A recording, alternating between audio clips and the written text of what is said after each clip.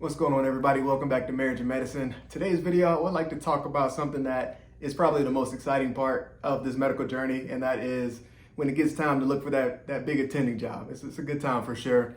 There are many different things that you want to look out for, and things that you want to think about when it comes to where you want to work when it comes to that time. One thing I would say that is very important for me in particular is just location. You have to decide whether or not you want to be in a big city, and you'll be most likely at an academic center when you're in those big cities, or if you want to be in a more rural setting where you're essentially taking care of a larger community out in the outskirts of town, essentially. That's kind of one thing that you want to think about, because that'll kind of change how you practice as an attending. In the big time academic centers, a lot of times you'll be working with residents. You have access to many different other specialties in many situations, versus in the more rural settings. A lot of times you'll be more solo coverage. It's going to be essentially you by yourself a lot of times. You may have one or two other specialists out there. So that's something that you want to think about for your family. When it comes to that also, you are going to have more free time as an attending. So you want to be able to enjoy that free time. So if you're a family that likes to go out on town, go to different bars, go to different sporting activities, different things of that nature, that's going to play a role into where you decide to go as an attending. You're probably not going to go to a more rural setting if you're into those kind of big city type things. So that's something you want to be sure that you're considering and speaking with your family about from that standpoint. The next thing, of course, that you want to think about is pay, essentially. So you want to make sure that your pay is competitive. That's kind of the main thing that you're concerned about. Is it competitive for your specialty within the region that you're working? And most of the time, the ways that you can really understand that is by talking to other individuals that are working in that community. In particular, when you're interviewing for jobs, making sure that you are talking to individuals who are currently in that role. That's going to be basically your best gauge in terms of, first off, how much you get paid. Second off, just how much they enjoy the job. If it is a job that you want to do, essentially, you will get all of the information from those kind of individuals. So make sure before you sign on the dotted line for any job, make sure that you talk to somebody that is currently in that position to understand if that's really where you want to be. And also, when it comes to pay, figure out how you're getting paid. So are you going to be a salaried employee where you get a certain amount pretty much every month on the dot, doesn't really change much? Or are you going to be RVU based pay, which is you get paid based off of the procedures, based off of the patients that you see.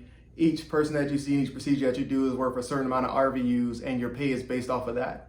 Some places you will have kind of a hybrid where you are part salary, which you get a base pay, and then you get an RVU incentive where you get paid a certain percentage of your RVUs. And so you definitely want to make sure that you're tailoring how you want to practice to how you're getting paid. If you are a person that just wants to just see as many people as they can and just kind of grind, RVU based pay may be something that you might be more interested in, because you can make more money for the amount of extra work that you're doing. Versus if you're salary based pay, you don't have the pressures to see as many people. You don't have the exact pressures to continue to kill yourself, essentially, to make your pay amount that you need. But you do have, of course, certainly a great pay altogether either way. Also, be sure to take the time to essentially vet the leadership that you'll be working with as well. They are vital to your satisfaction as a worker, as an employee.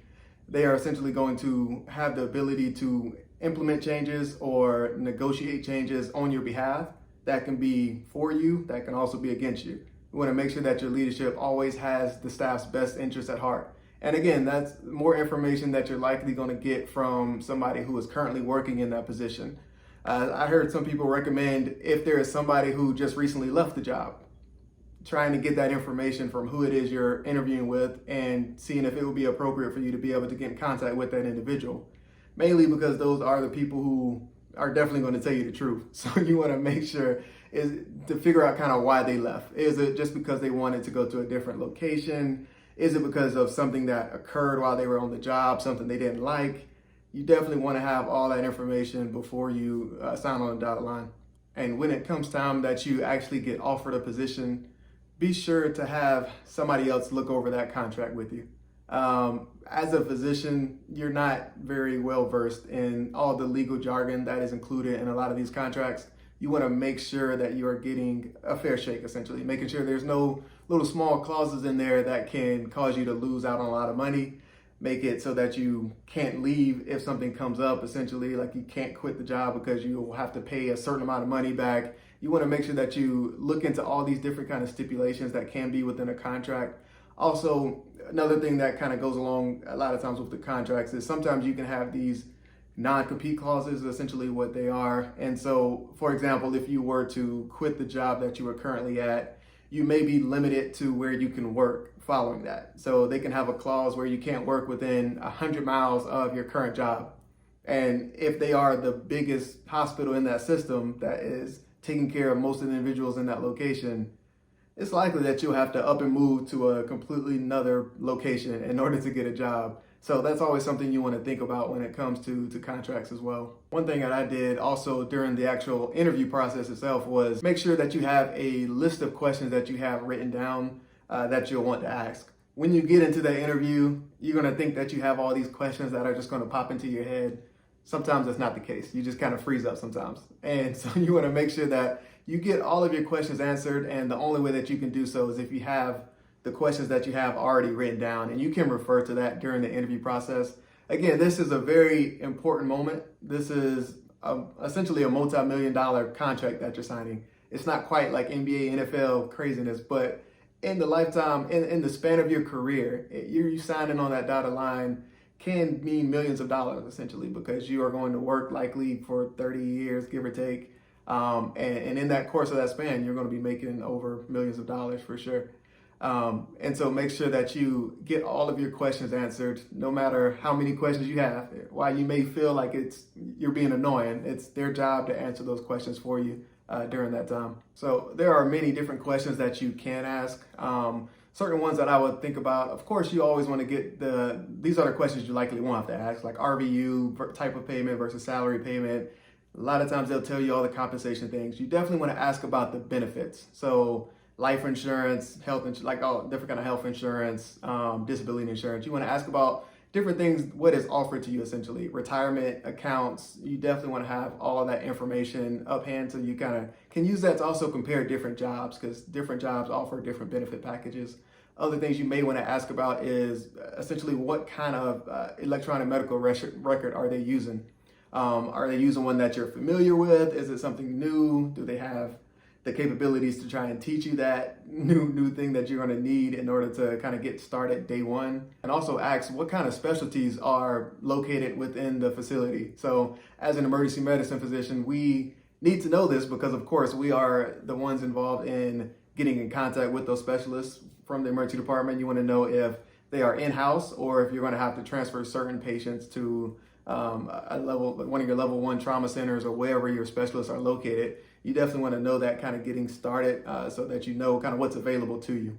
And on top of that, many jobs also have bonuses, kind of incentives, moving incentives, all those different kind of things. Be careful when it comes to bonuses. Again, it sounds nice to get a $60,000 sign-on bonus, but you also have to realize most of the time there's a reason for that. You're either a lot of times in a more rural area where nobody really wanted to work, so they need incentives to try to bring people into that location. Or it's just a bad hospital system where things just aren't ran correctly. And so again, people don't want to work there. And so people need extra incentives to get there. That's not everywhere, but that's something that you want to think about when it comes to those large bonuses. Also, a lot of times with those bonuses, it comes with a clause where you have to work a certain amount of years or else you may have to give that bonus back. So also make sure you keep that in mind and be sure that you look at your contract and see what exactly goes along with that bonus that you're receiving. And a lot of times you can negotiate that if you need to. And so just definitely think about that. Another thing that many people can consider also is essentially how diverse the staff is. Coming from a diverse background myself, it is very important that you have individuals there that look like you. And so if that is not the case, you want to get an understanding of, like, is there a trend towards trying to get more individuals in that position that may look like you? Or is there not really any effort in order to increase diversity? That's something that you definitely want to know going in as well, because it can also kind of make or break whether or not that's a place that you can stay long term, or if that's a place that you will only just stay there for a couple of years, or you may not want to sign there at all just because of that. And so from that standpoint, you definitely want to make sure that you get all of that information up front. Talk to people who are there. If you have another individual that you meet there that is from a diverse background, be sure to talk to them as well. Get their understanding of what the culture is there. Is it a welcoming culture? Is it somewhere that you may feel as though you don't fit in as well? Very important questions to ask altogether. So thank you guys for watching. If you guys have any questions, feel free to leave a comment below. Again, you guys can also follow us on our Instagram page that is @MarriageInMedicine. See y'all in the next video. Peace.